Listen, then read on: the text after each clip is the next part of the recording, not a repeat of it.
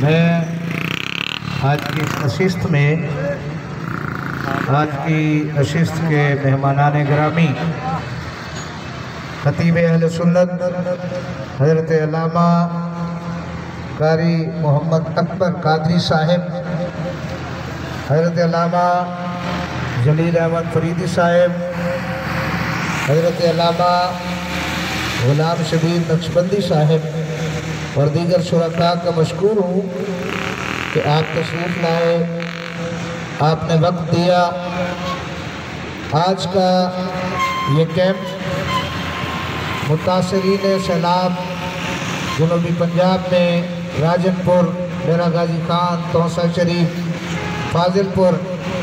اور دیگر جنوبی پنجاب کے اضلاع علاقے جو سیلاب کی زد میں ہیں اور جہاں لوگ انتہائی قسم پرسی کی حالت میں وقت گزار رہے ہیں، آزمائش کے لمحوں میں ہماری بھی ذمہ داری بنتی ہے کہ ہم اپنے ان بھائیوں کے دکھ میں شریک ہوں اور ان کے لیے دامے درمے سخنے جو کچھ بھی کر سکتے ہیں اپنی کاوشوں سے کوششوں سے کریں۔ الحمدللہ تحریک صراط القرآن پاکستان ان فلاحی کاموں میں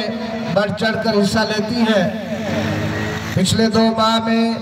تحریک کے پلیٹ فارم سے مختلف یونین کونسلز کے چکوک میں فری آئی کیمپ لگائے گئے،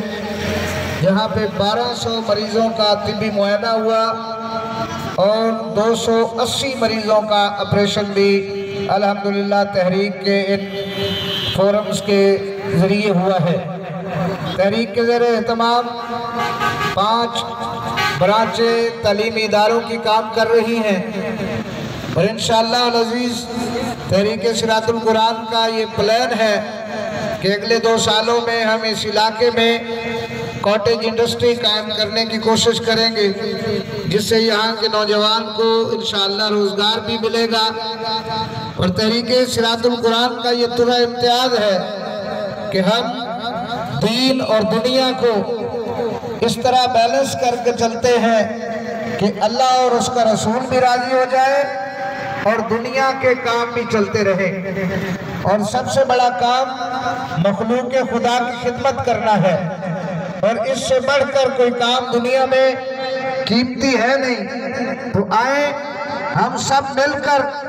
آزمائش کی ان گھڑیوں میں سیلاب سے متاثرہ علاقوں میں ہمارے بہن بھائی جو ہماری طرف امید کی نظروں سے دیکھ رہے ہیں، ہم بھی ان کی امیدوں کو پورا کریں اور ان کی امیدوں پر پورا اتریں۔ میں بلا تخصیص گزارش